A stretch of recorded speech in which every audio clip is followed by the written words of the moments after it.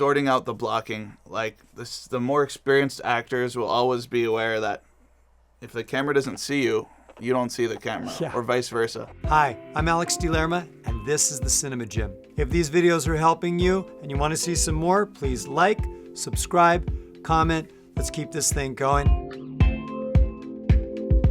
So the topic is, what are things that cinematographers hate and love about actors? Well, what I love about an actor is when they're self-aware and they believe their character. And it sounds obvious, but, you know, the film I just shot on this cruise ship, the seasoned actors were all on top of it. Like Dermot. This was a feature entirely shot on a cruise ship. Yeah. A real cruise ship. Yeah, You're on the ocean. It was the Utopia of the Sea. It's a Royal Caribbean cruise ship, second largest in the world. Just built. We were on the maiden voyage. And you mentioned that seasoned actors were doing something that you liked. Yeah, so, you know, we had our top 3 actors were Dermot Mulroney, Mullen Ackerman, Brian Austin Green. So these were really seasoned, and you know, what's nice about believing your character is that it's just such a strong starting point where the director's notes can just take it to the next level instead of the character finding themselves. You know, I believe just from the beginning, I believe that the character believes who they are. Yeah. You know what I mean? And you know, I'm looking through the eyepiece, so if I feel emotional in the scene, then, like, you know, it's a success. Yeah. But, like, for example, this character sees other people as humanoids. So she's a conspiracist, right?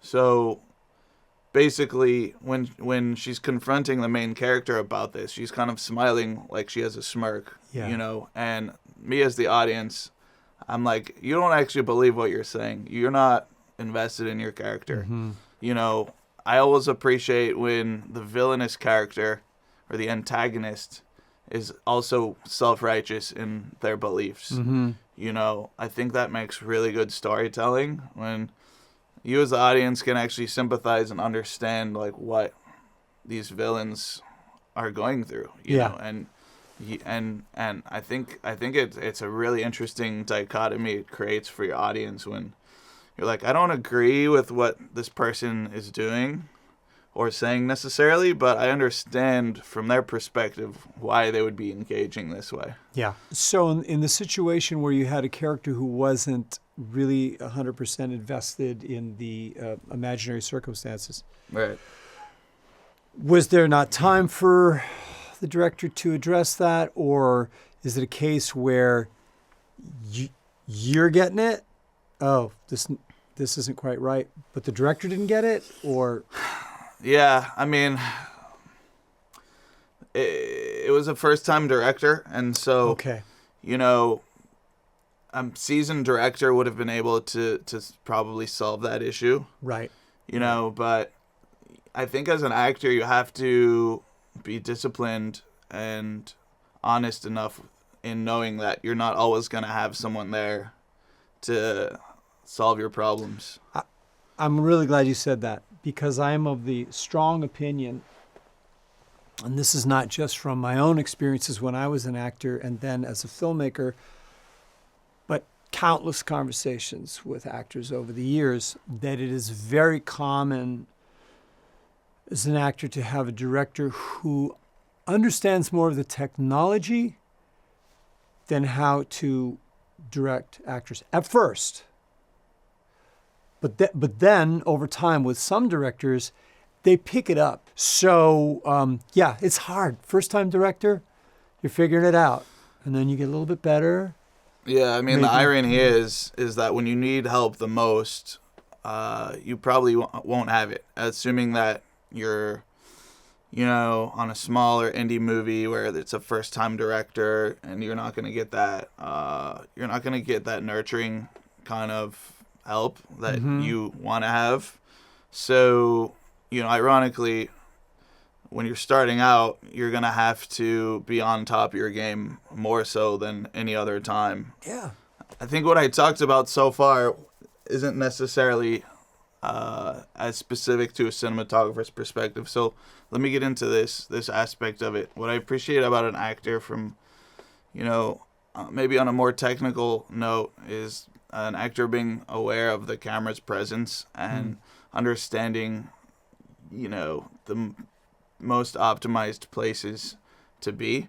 Like for example, on this movie I just did on the cruise ship, a big visual motif was symmetry. So a lot of the times I would have a wide static camera showing the master shot, oftentimes in a 50-50 profile, for example, right? So I'm not going to be reframing my shot if for where the actors are. Like this is the tableau. Like it's a static wide.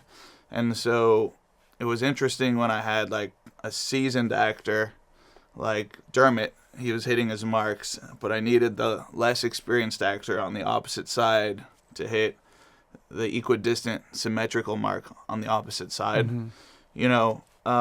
So it was interesting when I was in conversation about that.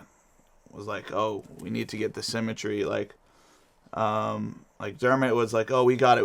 I'm like, yeah, but I mean, you're not the only one in the scene. You know what I mean? A lot of the time, this kind of goes into understanding what the shot is, right? So I think here's something else. That's a separate topic for a different episode. Well, it is, but it bleeds into this, though. Okay. It does. I think they have to go to some extent with each. So I'll just dabble into it to the extent that it's necessary to to answer this.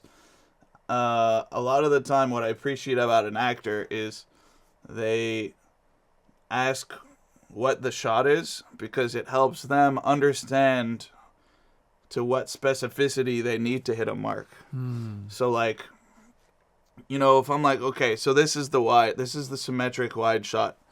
And let's say behind your heads, there's these vertical beams, for example. So as an audience, you can clearly see where someone's head has to be between these two background elements to be, to have the right depth and to have you contrasted behind or between two background elements. So a lot of the time when an actor asks about what the shot is, then it's so much easier to explain or to communicate where you need to be to make the shot perfect. Conversely, like if it's an extreme close-up, we've all been in this situation where, like, let's say the camera's like right next to your head. Yeah. Maybe it's a long lens, shallow depth of field. It's like it's a game of like centimeters sometimes where you land. Yeah. So just kind of having that discipline about not just where you stand, but to what extent you're leaning. I always want to create the best shot for the actor. Like, I'm just trying to make the best movie as one small piece in the puzzle. But it's the classic help me help you situation. Because I want you to look your best. You know what I mean? Yeah. And like, if you are consistent, then that's so much easier for these specific types of shots where it's like, it's a narrow thread. Now, with that being said, as a cinematographer, I try to always have enough cushion in there so that I'm not making you think about that. Yeah. I prefer an actor to be thinking about the performances and throw all the technical shit out the window. But sometimes you just can't escape the technical, So, like, I think if an actor knows the technical so well that they don't have to think about it, then that's the best case scenario. Yeah. And you hear about actors and actresses from back in the day who really understood that. Leading ladies in the studio system who knew exactly how they should be lit. Barbra Streisand, famous for, showing up even at an interview like this on 60 Minutes and going, no, we need to change that light. Yeah, totally. It's part of movie making. I'm actually glad I'm really thankful that you blended in the question of shots, which I was going to do as a separate topic, but you're right.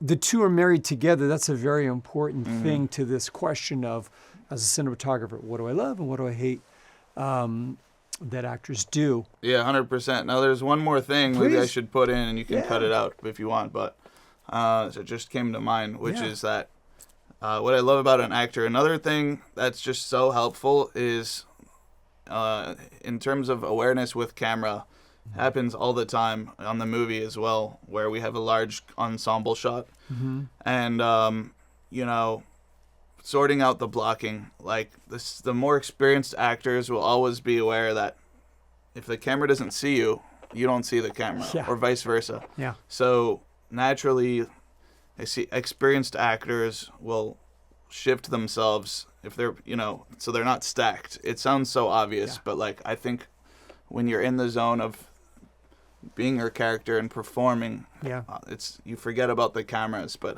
most of the time, like it's within your peripherals. It's usually within somewhere in your eye line where it's like, okay, I just need to lean here, and then we're seeing you. Yeah. So just simple things like that, I think, go a really long way. That's an excellent point. And also, actors, when I was an actor, I just assumed the all-seeing, all-knowing eye of the cinematographer and or director, Right. that they're catching everything. And you guys have so much going on, and maybe you're falling behind. So it's helpful for actors to be looking out for things like that. Yeah. So thanks for mentioning. Yep.